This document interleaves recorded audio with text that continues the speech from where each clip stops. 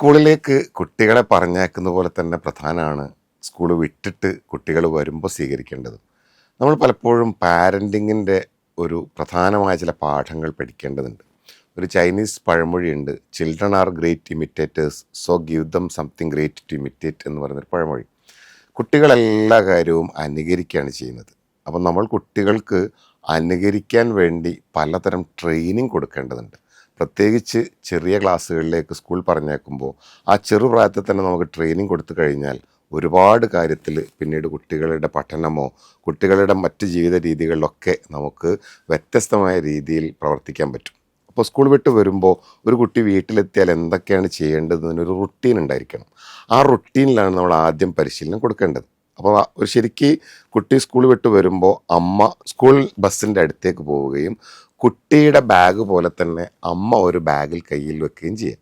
എന്നിട്ട് കുട്ടി നടക്കുന്നത് പോലെ വീട്ടിലേക്ക് നടന്നു വരിക. എന്നിട്ട് അമ്മയുടെ ഷൂസ് അഴിച്ച് ഷൂ വെക്കേണ്ട റാക്കിൽ വെക്കുക. അപ്പോൾ കുട്ടിയും ഷൂ അഴിച്ച് റാക്കിൽ വെക്കും. നമ്മൾ ഷൂ അഴിച്ച് കാണിക്കുന്നത് കാലുകൊണ്ട് ചവിട്ടിയാണ്. അപ്പോൾ കുട്ടി കാലുകൊണ്ട് ചവിട്ടി കുട്ടിയുടെ സ്വഭാവം വെച്ച് തെറിപ്പിക്കും. അപ്പോൾ അമ്മയുടെ പ്രധാന പണി തെറിച്ച് കിടക്കുന്ന ഷൂസ് പെറുക്കി വെക്കലായിരിക്കും. അതിന് പകരം കുട്ടിയെ കൊണ്ട് തന്നെ ഷൂ റാക്കിൽ വെപ്പിക്കും.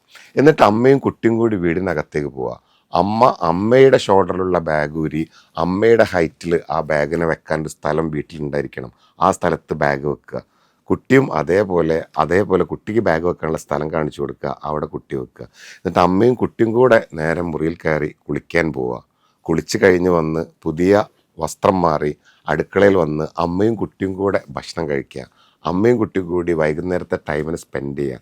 അങ്ങനെ ഒരു 21 ദിവസത്തെ കണ്ടിന്യൂസ് ആയി ട്രെയിനിങ് കൊടുത്തു കഴിഞ്ഞാൽ പിന്നെ അമ്മയ്ക്ക് സ്കൂൾ വിട്ട് വരലൊരു കലാപമേ ആവില്ല.